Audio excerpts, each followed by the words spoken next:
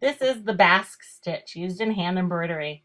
It's a combination of the buttonhole stitch and the twisted chain stitch. It makes great decorative lines and bands and works well on gentle curves. I'm working between two parallel lines from left to right, and the stitch is going to be vertical. So come up on the top line at the far left and take your needle down into the top line and bring it back up in the base line. The working thread should be behind the needle.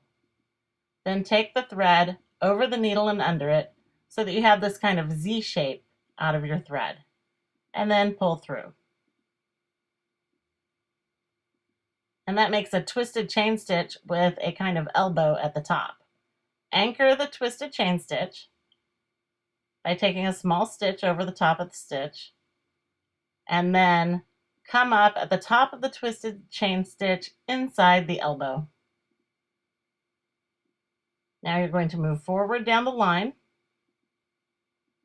with the working thread behind the needle, go down in the top line, come up in the base line, take the working thread over the top of the needle and then underneath it to make the twisted chain stitch and pull through.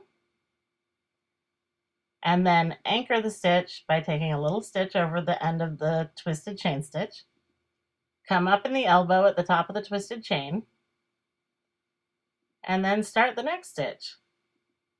Remember, the working thread is kept behind the needle and then it's twisted around the top of the needle, over and under it. Pull through,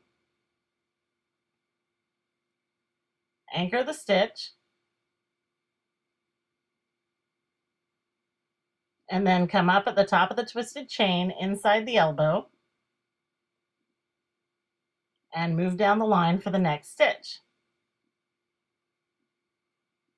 The working thread goes over the needle and under it.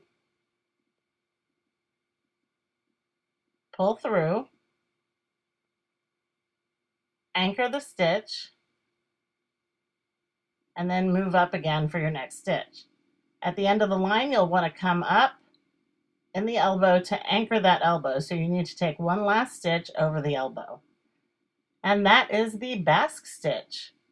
For more tips and techniques on hand embroidery, stop by and visit me at Needle and Thread.